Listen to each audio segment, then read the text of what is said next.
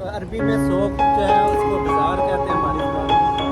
और ये जो है पूरी फूड स्ट्रीट है फ्रॉम ए टू जी। और यहाँ पूरा जो कतर का पुराना ट्रेडिशनल जो इसका कल्चर है वो कल्चर जो है वो शो होता है।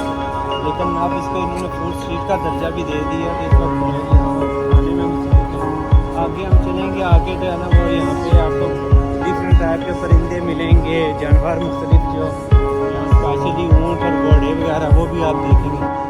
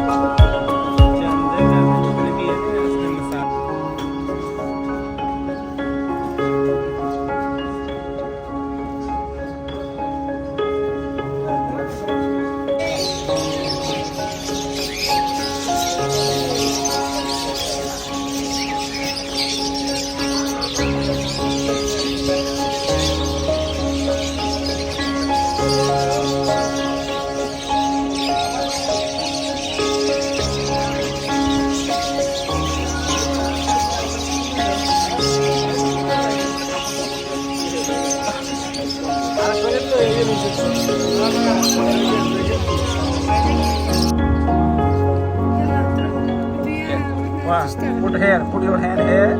I cannot.